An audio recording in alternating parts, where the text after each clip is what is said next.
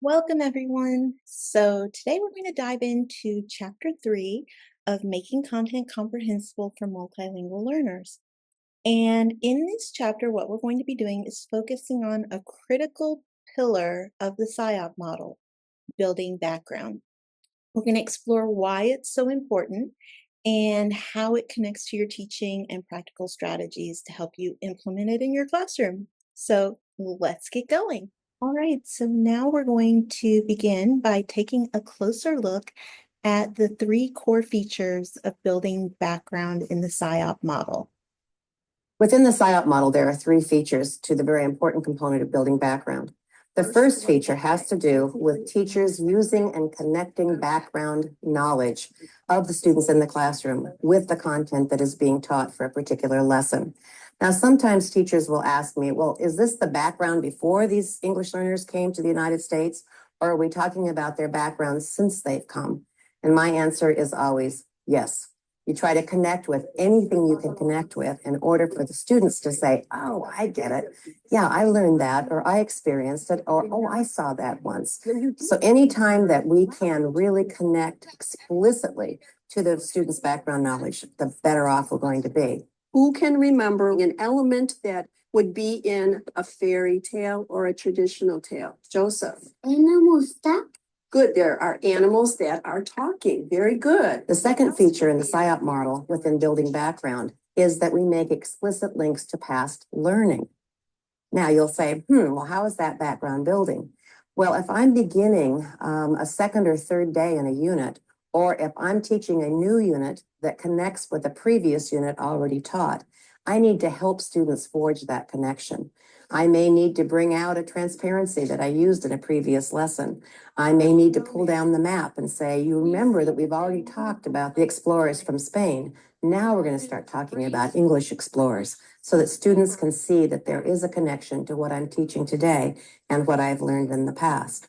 Today, what you're going to be doing, you're going to read pages 98 to 101 in your social studies text.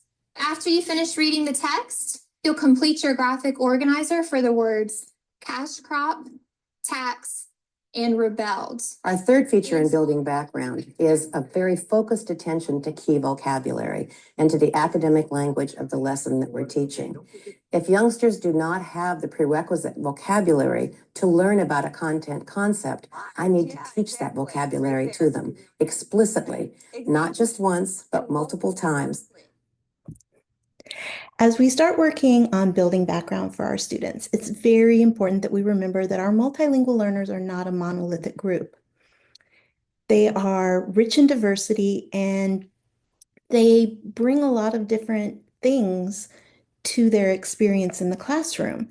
So we have to take that in consideration when we are approaching building background. Some of our students may have had interrupted or limited formal education in their home country, maybe due to war, displacement, or just a general lack of access to schools. Others may have been very well schooled in their first language. They may have a very strong academic foundation, and they're just going to need a little bit of support transferring that knowledge into English. There will also be students who were born in the US and raised here, but who speak a language other than English at home. Some of these students may appear fluent in English in social settings, but they're still developing that academic language, the formal, precise, discipline-specific language needed for success in school.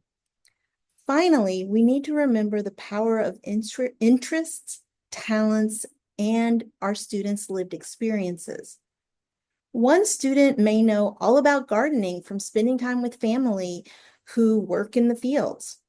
Another may have moved across multiple countries and may have a very good understanding of cultural differences or geography. When we honor and draw on these backgrounds in our lessons, we increase motivation, engagement, and understanding. So, as educators, we need to assess and activate prior knowledge, provide background where it's missing, and ensure that all of our students feel like their lives and experiences are seen, valued, and relevant in relationship to the curriculum.